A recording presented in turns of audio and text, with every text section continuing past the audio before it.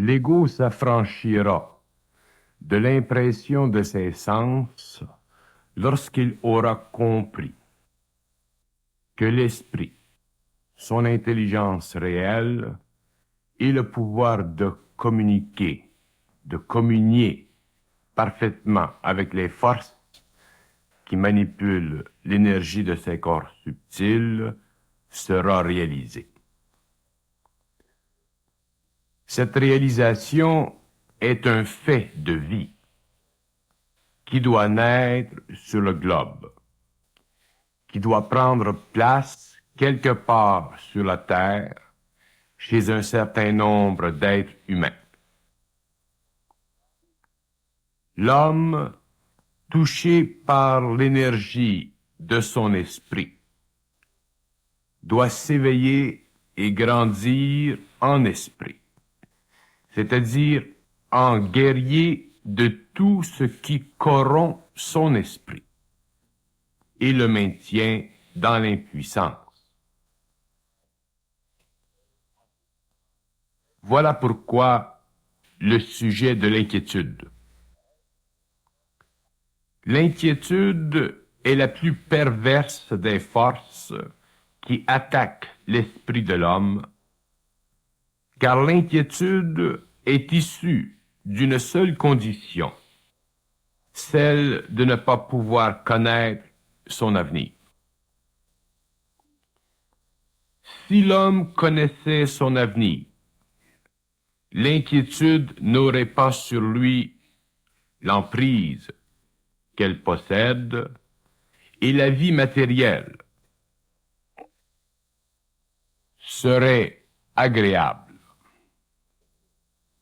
Mais l'inquiétude ronge l'esprit de l'homme, car elle représente l'impuissance de l'ego, qui n'est en fait que l'esprit non éveillé à lui-même.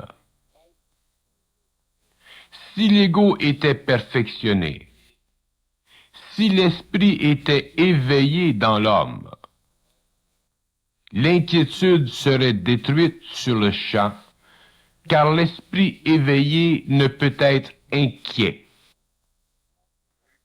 C'est contre sa nature.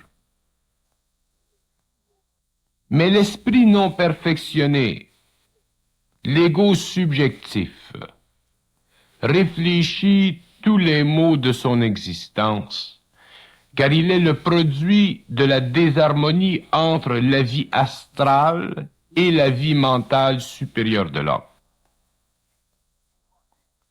Le combat existe entre l'astral et le mental de l'homme, et ce combat doit un jour cesser.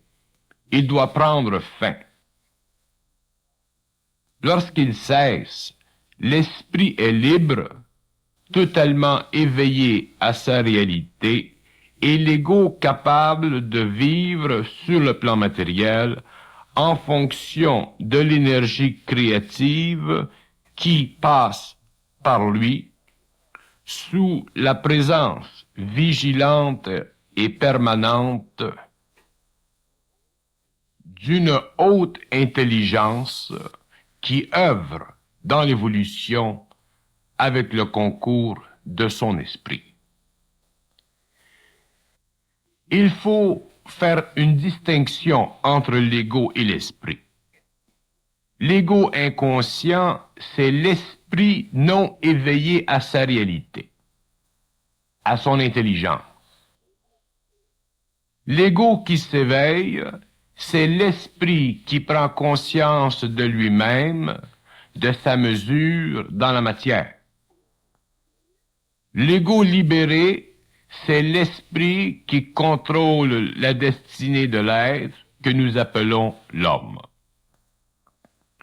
Plus cet esprit est libéré, plus il est perfectionné, plus il est capable d'agir en harmonie vibratoire avec les intelligences qui dirigent l'évolution. Or, ces intelligences sont des forces actives qui augmentent dans l'homme leur pouvoir, afin que l'homme puisse un jour être conscient de sa lumière, c'est-à-dire de son propre pouvoir. Tant et aussi longtemps que l'homme n'a pas su contrôler l'inquiétude, son esprit souffre, non pas seulement des forces astrales et de leurs influences sur lui, par le biais de ses pensées et de ses émotions, mais aussi de l'intense pénétration des forces cosmiques qui se ferait un passage à travers sa conscience inférieure, afin d'élever cette dernière au-delà de la conscience limitative de l'être inconscient.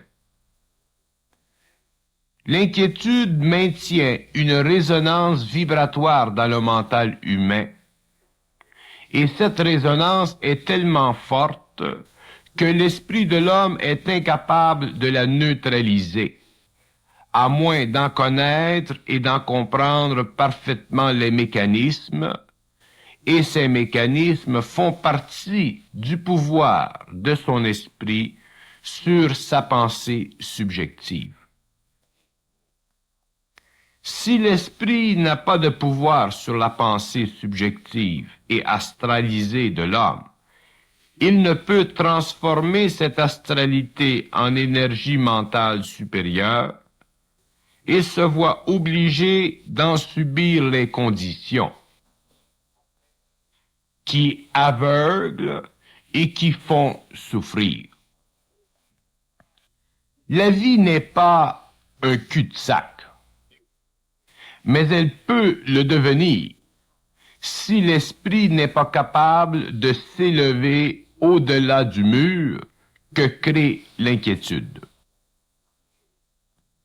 Mais pour que l'esprit s'élève au-delà de ce mur, il doit être suffisamment conscientisé chez l'homme pour transférer le point d'attention que lui impose l'astralité de sa conscience. Il doit être capable de se réorganiser, de réorganiser son état mental et émotif sur le champ, en changeant instantanément son activité pour une autre, afin de créer un arrêt de l'influence astrale sur lui-même.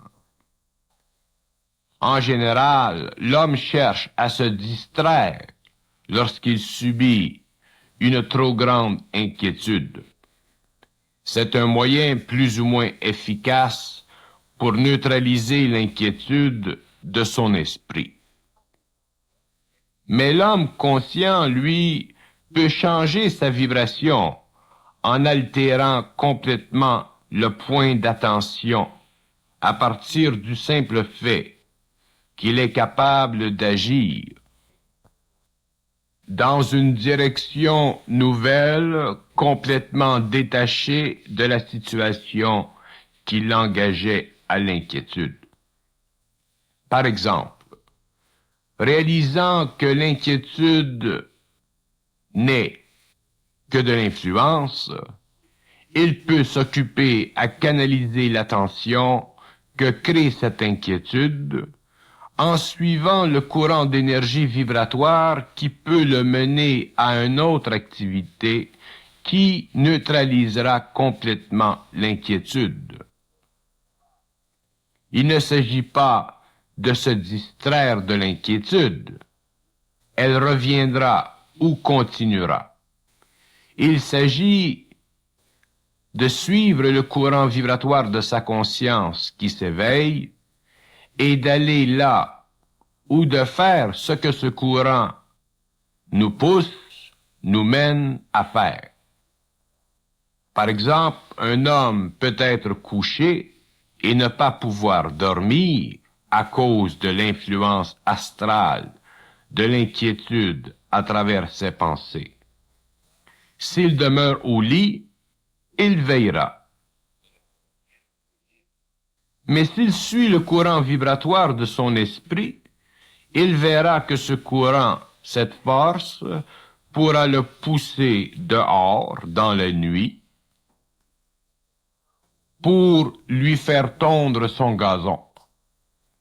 Naturellement, c'est une chose que l'on ne fait pas à l'ordinaire. Mais l'esprit, ce n'est pas ordinaire. C'est libre. Et lorsque l'ego est suffisamment sensible à l'esprit, le taux vibratoire de sa conscience change, il passe de l'astral au mental, et la décharge astrale sur lui cesse. L'exemple donné plus haut n'est qu'un exemple graphique pour souligner la nécessité de pouvoir suivre la vibration de l'esprit afin de sortir de l'emprise astrale sur l'ego. Voilà ce que j'appelle de la conscience créative. Un homme qui apprend ceci et en réalise le point peut contrôler toutes les formes d'inquiétude qui risquent de s'abattre sur lui jusqu'au jour où, à cause du pouvoir de son esprit, de la conscience éveillée de l'ego, il puisse éliminer dans sa vie ce qui risque de lui causer des inquiétudes. L'inquiétude est très mauvaise quand on ne sait pas la contrôler, car elle est très puissante, parce que l'homme ne connaît pas son avenir. L'homme doit apprendre à soulager son esprit, car ce dernier est alourdi par l'influence astrale sur le mental humain. Pour soulager son esprit, il faut qu'il soit conscient de l'énergie de son esprit et qu'il ne bloque pas cette énergie. Si son esprit lui dicte de sortir et de tondre son gazon dans la nuit, à 3 heures du matin, il faut que l'ego soit suffisamment éveillé à l'énergie de l'esprit, à l'intelligence de l'esprit, pour en suivre la dictée. Ceci n'est pas facile, car l'ego est encore très prisonnier de la forme qui constitue sa réalité psychologique et n'aime pas trop se soumettre à l'esprit qui voit les choses souvent de façon totalement autre que l'ego. Mais la vie, c'est la vie. Et la vie de l'esprit, la liberté de l'esprit, ne demande pas, en fin de compte, d'avis à l'ego. Alors tout dépend de l'ego. L'esprit ne peut faire que ce qu'il peut, à moins que le mortel soit en état de fusion. Alors c'est l'esprit qui dirige la vie et non l'ego. Mais l'inquiétude peut être tellement grande chez l'homme qu'elle peut paralyser complètement son esprit et empêcher l'ego d'être heureux. Ceci est un grand mal, car il n'y a aucune condition sur terre qui puisse terrifier l'esprit de l'homme, alors que son ego peut être mis en pièces par la moindre situation, surtout s'il est faible. Lorsque l'ego s'éveille à la vibration de son esprit, à l'intelligence de l'esprit, à l'intelligence réelle, il commence à se renforcer et éventuellement peut dépasser et neutraliser toute inquiétude, si grande soit-elle, car toute influence se neutralise si l'ego sait se mettre au pas vibratoire de son esprit. L'esprit doit dicter la marche du temps dans la vie de l'ego, et non l'ego, car c'est ainsi que l'esprit renforce l'ego et permet à l'homme un jour de passer d'un stage de l'évolution à un autre, où le pouvoir de l'esprit est rendu à l'homme. Le pouvoir de l'esprit requiert sa descente dans la matière. Ceci veut dire que la totalité de l'être humain doit être traversée par l'énergie de l'esprit ou l'énergie de la partie invisible de l'homme, cette partie qui est la plus haute et la plus puissante en lui. L'ego de l'homme, le plan mental de l'homme, a tendance naturelle à résister à l'esprit, car il est gouverné par des lois différentes. L'ego est gouverné par des lois matérielles et l'esprit par des lois d'énergie. L'ego est gouverné par les lois de la forme et l'esprit est gouverné par des lois d'énergie qui détruisent la forme, qui la reconstruit la forme, selon son intelligence. Ces différences doivent s'unir pour que l'homme et sa partie immatérielle puissent augmenter sur la terre le pouvoir de l'énergie, afin qu'un jour l'homme puisse contrôler son évolution personnelle et l'évolution de sa race, selon les lois qui conviennent à sa puissance créative. L'élévation de l'esprit, c'est le combat entre l'énergie et la matière. La matière doit apprendre à contrôler, à absorber l'énergie, et tant qu'elle est trop faible, elle en souffre, car elle ne réalise pas encore parfaitement la valeur éventuelle qu'elle en tirera, lorsque la volonté de l'homme sera totale. L'élévation de l'esprit élimine éventuellement chez l'homme la tendance naturelle aux inquiétudes de toutes sortes. Et lorsque l'homme n'est plus sujet à l'inquiétude, il découvre en lui-même une sorte de continuité de vie. Et cette conscience d'une continuité de vie dans la vie le mène plus loin vers la conscience du pouvoir de l'esprit. Le pouvoir de l'esprit est une condition fondamentale de la nouvelle évolution, et ce pouvoir n'a rien qui soit astral ou égocentrique. Il est simplement le rapprochement entre l'ego et l'énergie de l'esprit, et requiert que l'ego soit conscientisé, c'est-à-dire de moins en moins sujet à l'illusion de sa psychologie subjective et personnelle. La traduction du pouvoir de l'esprit en action au cours de la nouvelle évolution demandera que l'homme soit parfaitement conscient de l'équation visant à égaliser l'ego et l'esprit. L'ego ne peut être inférieur ou illusionné par l'esprit, et l'esprit doit être libre de se manifester à travers l'ego. Voilà l'homme nouveau. Si l'ego, pour des raisons d'inquiétude, ne peut vivre de son esprit, ce dernier devra attendre plus tard pour sa descente dans la matière. La descente de l'esprit dans la matière de l'homme n'a jamais été réalisée sur le globe, telle qu'elle le sera au cours de l'évolution prochaine. C'est pourquoi l'homme devra très bien comprendre son état psychique s'il ne veut pas souffrir, outre mesure, de la mutation de l'homme.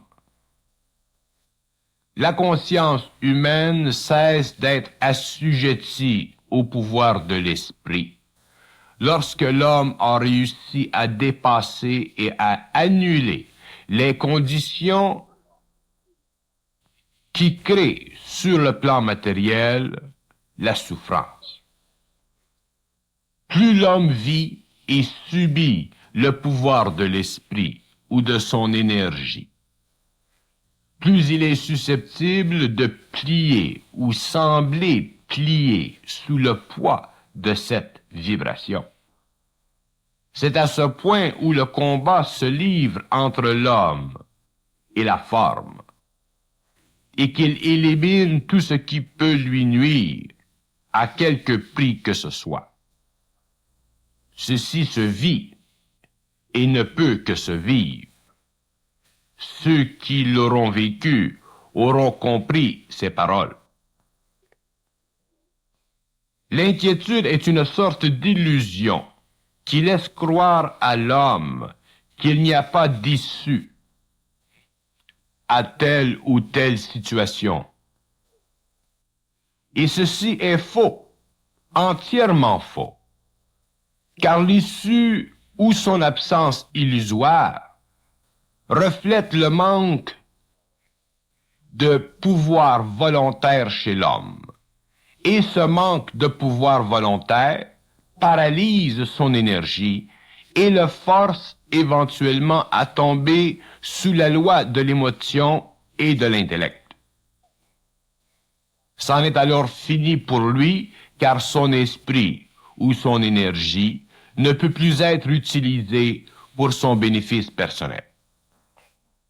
Car il s'est rendu complice de l'astral, de l'illusion, de la faiblesse, de l'impuissance, de l'inquiétude.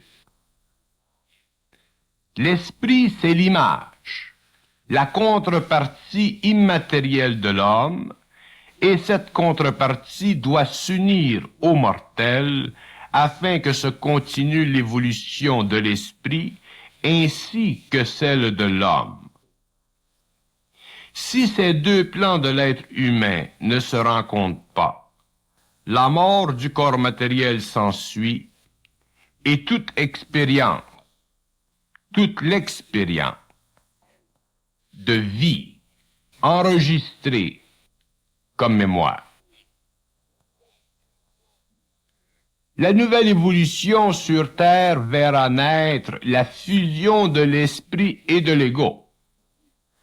Et de cette fusion naîtra l'homme-esprit, c'est-à-dire cet être complet qui n'attend plus rien de rien, mais qui est tout et total.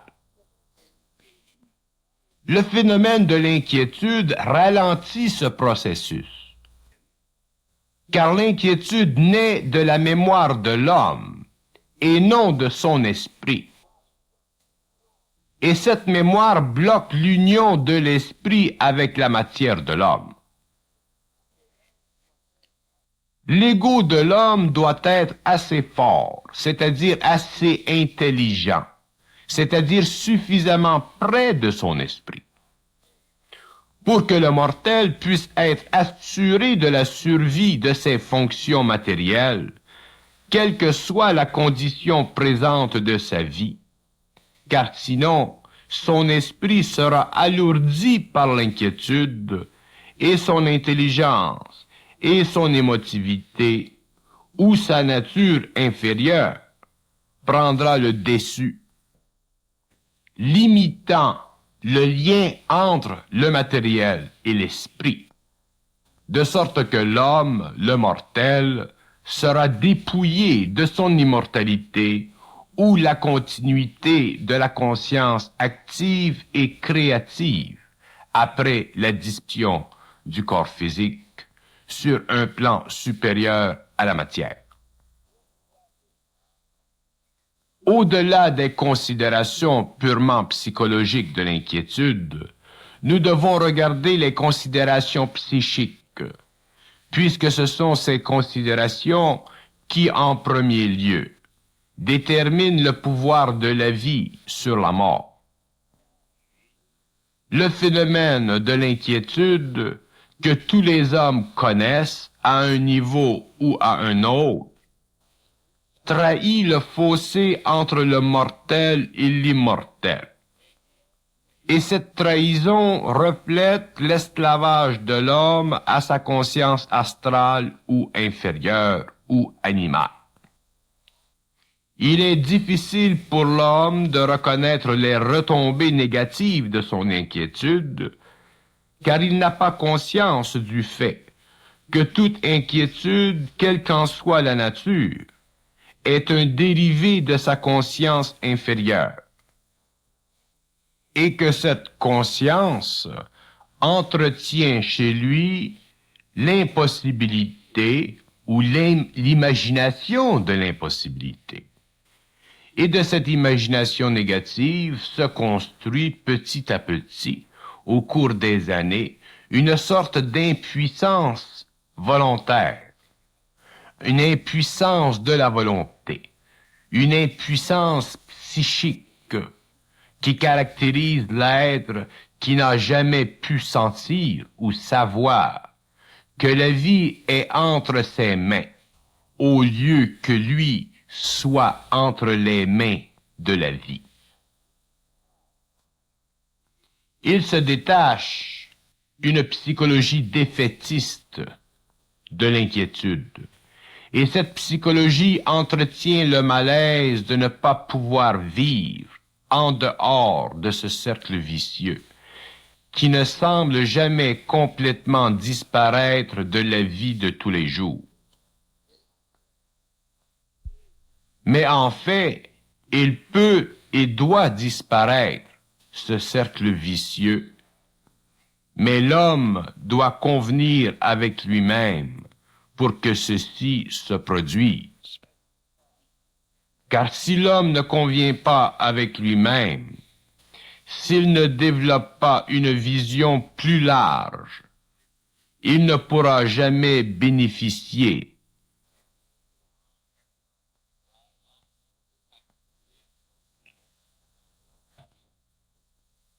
de ses forces, car il n'aura pas appris à les découvrir. Il y a des forces véritables au fond de l'homme, et ces forces font partie de lui. Elles sont lui.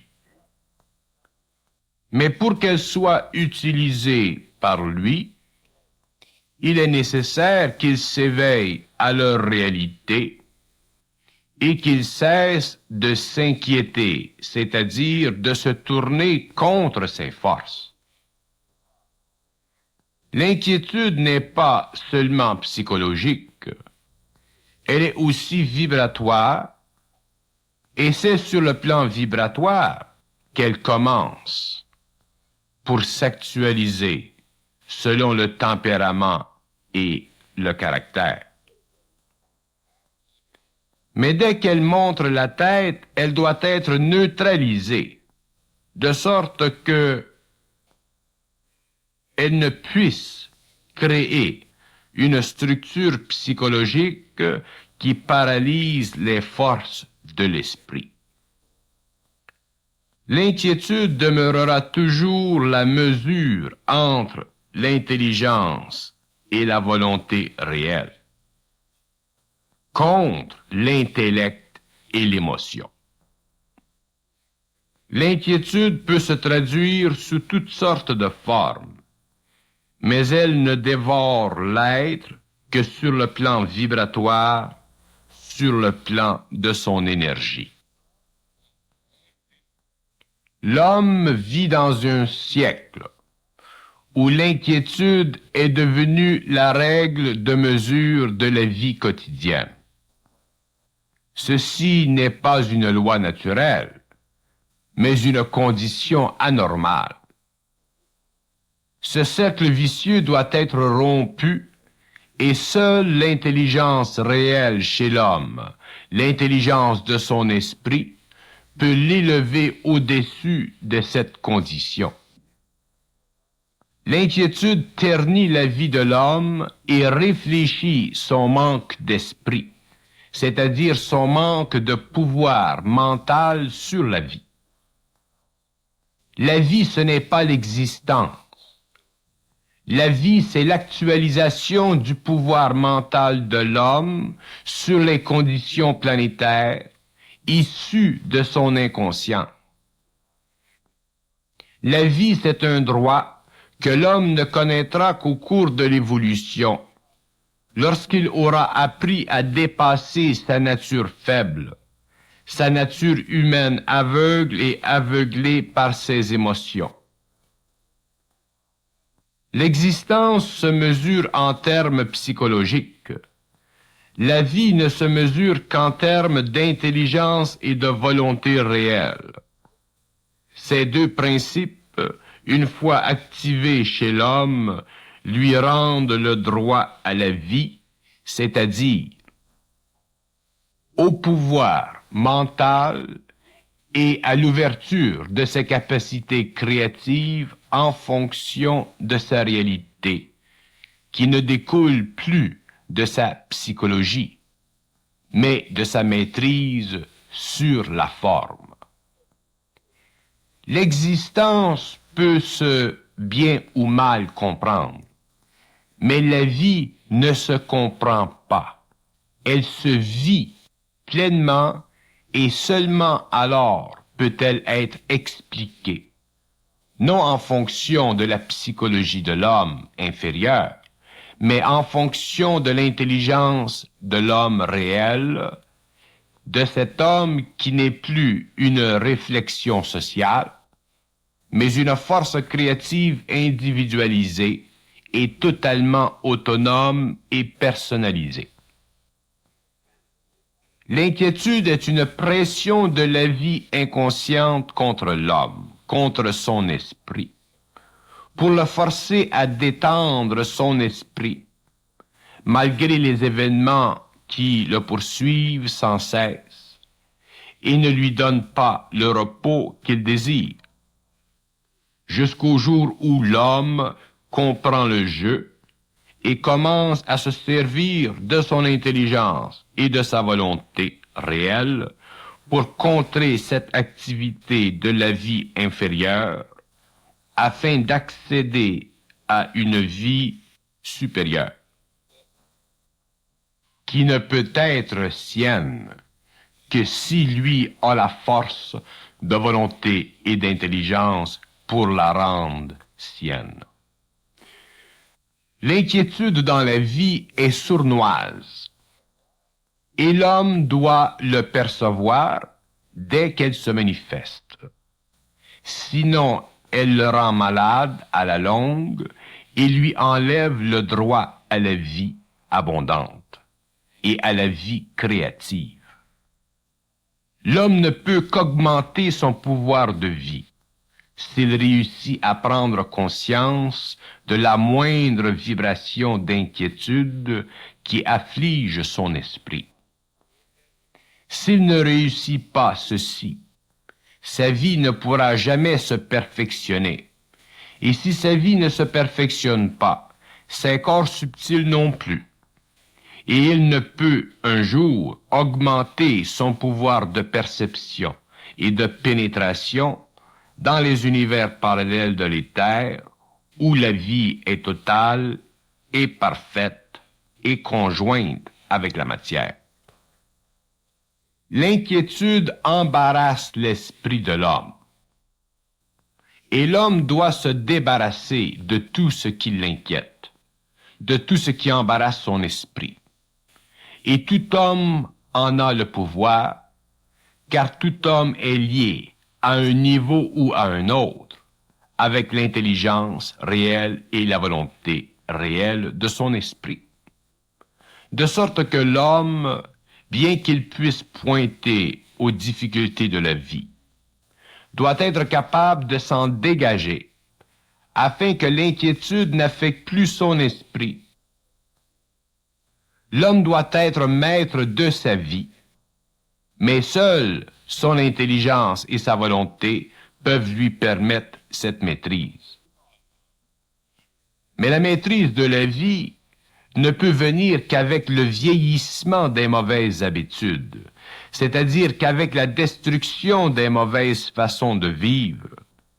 qui nous ont été inculqués au cours de l'évolution, afin que l'homme puisse reconnaître par lui-même l'indigence et la pauvreté de son ancienne façon de vivre, bien que cette façon date de plusieurs siècles, voire de plusieurs millénaires. L'histoire n'est pas et ne devrait pas être le miroir de l'homme. L'histoire ne peut être que le tableau, que la mémoire d'une pauvre et difficile ascension vers un sommet qui ne peut être atteint que lorsque l'homme sort de l'histoire pour entrer seul dans le corridor de son expérience personnelle et universelle. Mais l'expérience de l'homme ne peut être universelle et reconnue comme telle que s'il a dépassé le stage des tourments psychologiques et des questions personnelles qui affligent son esprit et le remplit, ou plutôt le replie sur lui-même, au lieu de le mettre en harmonie avec l'énergie de l'intelligence et de la volonté réelle. L'inquiétude tourmente l'homme et lorsqu'elle le tourmente trop, il se tourne le visage contre terre et pleure au lieu d'élever son regard vers lui-même, de le diriger vers lui-même et faire descendre le tonnerre de sa volonté et la clarté, la lumière de son intelligence pour éclairer sa vie et sa voie. Ce n'est pas facile de ne pas s'inquiéter, et encore moins de ne pas pouvoir s'inquiéter, car cette situation est et ne peut être autre que le résultat d'une conscience de plus en plus profonde des mythes et des illusions de l'homme. La conscience réelle de l'homme est le pouvoir de l'homme contre l'astral ou les couches inférieures d'énergie planétaire en lui. Ces couches d'énergie sont puissantes et le deviennent encore plus lorsque l'homme se conscientise, car il commence alors à s'en libérer. Et ce mouvement engendre en lui un combat entre une ancienne énergie et une nouvelle, à laquelle il n'a pas totalement accès et qu'il ne contrôle pas à perfection encore. De là, la souffrance de l'être qui se conscientise. C'est pourquoi le phénomène de l'inquiétude chez l'homme est réellement un phénomène particulier à la race humaine, car il ne peut convenir à quelque race que ce soit qui s'est élevé au-dessus de l'animal sur l'échelle de l'évolution. L'inquiétude est la condamnation de l'homme au périsprit, qui ravage par ses activités multiples l'esprit de l'homme et le pousse à s'inventer toutes sortes de prétextes pour échapper à cette condition que l'homme ne pourra contrôler, maîtriser, que lorsque son intelligence et sa volonté seront proportionnelles à la force vibratoire intérieure qui l'anime et lui donne vie matérielle et vie permanente sur les plans parallèles de la Terre. L'actualisation sur la Terre d'une conscience humaine dépourvue des mécanismes involutifs du passé, tels que l'inquiétude, rapprochera l'homme matériel de l'homme éthérique et ouvrira pour la première fois le corridor de l'immortalité, de l'invisibilité. Et le mortel, élevé au statut de vie et de compréhension, sera de plus en plus conscient que la vie qu'il avait connue n'était qu'un reflet, qu'un miroitement et qu'une illusion totale, si elle est comparée avec la vie qu'il connaît dans ce statut nouveau. Cette élévation séparera les hommes de l'ancienne et de la nouvelle race et permettra que se creuse un fossé infranchissable entre l'homme et le surhomme. L'inquiétude procède de la mémoire et de la crainte. Et la combinaison de cette mémoire et de cette crainte crée chez l'homme une conscience diminutive, c'est-à-dire une conscience qui rétrécit son champ d'action et de vision, c'est-à-dire son pouvoir de vie, son pouvoir sur la vie matérielle. L'inquiétude procède d'abord de la vue limitée de l'homme, de son incapacité de voir, de connaître l'avenir, et de la très faible connexion qu'il a avec l'invisible, d'où est issue la connaissance ou la conscience de l'intelligence supra-humaine. Limité dans sa vision, l'homme s'inquiète du moindre événement qu'il ne peut contrôler, car il n'a pas d'intelligence suffisante pour réaliser que les événements sont toujours proportionnels à son état d'esprit. On lui envoie toujours ce dont il a le plus de besoin pour évoluer. De sorte que l'inquiétude mine constamment l'intelligence dans l'homme et neutralise sa volonté. S'il ne comprend pas le jeu de la vie, le jeu que joue avec lui l'esprit pour le rendre intouchable ou cosmique. L'être humain doit comprendre la vie, non en fonction de son intelligence inférieure, mais en fonction de son intelligence supérieure, réelle. Car cette intelligence seule peut le libérer de la notion que l'homme est un être assujetti à la vie et à toutes ses formes d'oppression. La vie doit être corrigée par l'homme, c'est-à-dire que son intelligence et sa volonté doivent être suffisamment développées pour que se manifeste sur le plan matériel une énergie qui transpose ce qui est astralement conditionné en mentalité inconditionnée par la crainte et l'inquiétude. L'inquiétude est le souffle de la crainte. Et toute inquiétude tue dans l'homme l'intelligence de son esprit, qui doit être libéré des forces astrales, astralisantes du périsprit. L'homme est un être particulièrement résistant à l'attaque, s'il sait d'où elle vient. Mais s'il ne réalise pas, il est très vulnérable et sa vulnérabilité devient son sort.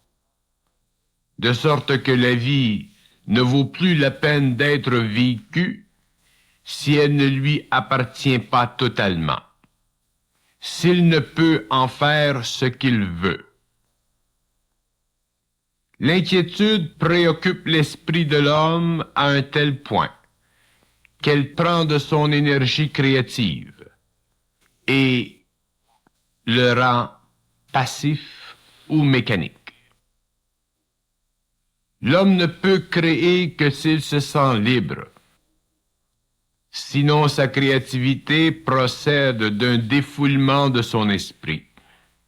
Et tout défoulement de l'esprit ne peut que temporairement remplacer la créativité dans l'homme.